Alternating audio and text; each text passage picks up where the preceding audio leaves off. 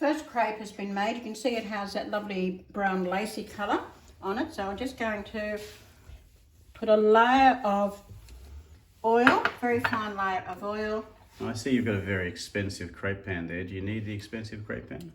It's a nice one to make a big crepe, but I want to make small crepes today. But you need one of those little wooden spreaders, and I don't have one of those, and that would make a better crepe. And where did you get this little... Woolworths supermarket. Expensive? Woolworths, very expensive, all of about $6. Not bad. So you don't need to spend a lot, you just got to have a nice...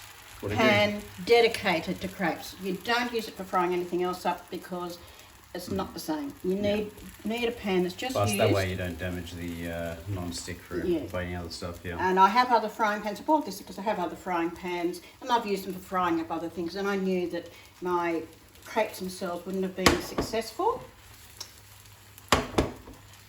Let's see. We're going to try it. Okay, let's see. Here we go. Do we want to try it? Now let's not try and get on the thing. 3, 2, 1. Oops. Oh no! Oh, disaster! No, recovered almost. Did a 360. Let's try it again. Too much I power. went too much muscle. Oops. Let's. Oh dear! That's saying in the I don't video. think that one's very successful. There you go, kids. Even the That's experts. because I'm being recorded. The key thing is not to get it on the ceiling. Let's not look at the top of that. I've still got to finish painting that. No, let's see if I can. It's only been a couple of years. Again. Okay, here we go. There we go. Oh, and look at that lacework. Lacework. Even if it is curled underneath. That's pretty good. It's a flick of the wrist. It'll still taste good. It'll still taste great. You just got to. It's cooked mostly on the first side, and they're just finished off on the other side. And you know they're ready to turn when there's no wet surface. So all you're doing is you're browning the other side, and then we slide it out on top of the other one. So we've got a plate turned upside down for this? Yes, and that's so they don't curl in on themselves. And you can make your crepes ahead of time if you want to especially have crepes for a purpose, for a meal or a function. You can make them all ahead of time. Years ago, I lived in the country, went to a crepe restaurant. That's all they had was crepes for entree, main course, dessert. So it was Jules Crepes, was it? Jules Crepes, yes. Dubbo. Yes. Back in the day, back in the 80s. And so they spent the whole day making crepes when they weren't open, so they had them ready for use that night. And that was one person's job, was to make all the crepes that were going to be needed for service for that night. I still remember going there and falling asleep underneath the table as a kid. It's my favourite thing to do. Once I had my prawn cocktail. So crepes are not pancakes. Pancakes are thick. Crepes are fine.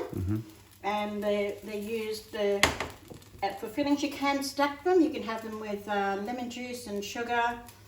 And that you can have crepe Suzette, which is often cooked next to the table in fine dining restaurants called Guridon service, where they cook the food next to your table and they flambe them. They have strawberries in them, and they're flambéed and served directly from the cooking table to the customer. Flambe is putting some alcohol, special alcohol, in the pan, allowing the gas flame, you can't do it on electric stoves the same way, allowing the gas flame to catch the alcohol that is heated up in the pan and flambe. All the alcohol is driven off and you're left with the flavour of the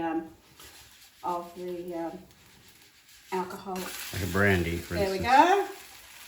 So it's all in the wrist. It's catching it. You've got to have good eye-hand coordination. Look at that lattice work. Look at that. Yeah, it's beautiful. They're getting better. It always takes 2 or 3 goes when you're seasoning your pan for the first use of the day.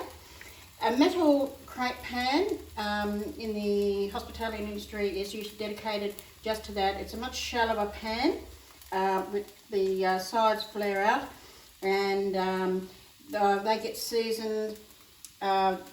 Omelette pans have to be cleaned using salt, and you rub it in to get rid of all the impurities, and then you season the pans with some oil.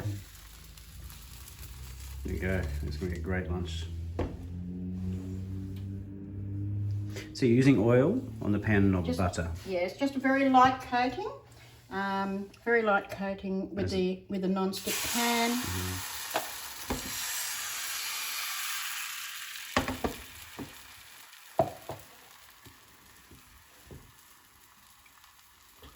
And yeah, it's not meant to rise up like pancakes. It's meant to be nice and thin, and like that.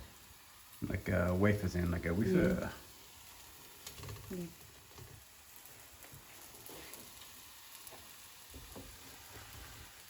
Not ready yet. Sometimes, particularly with a non-stick pan, I find you have to help it around the edge.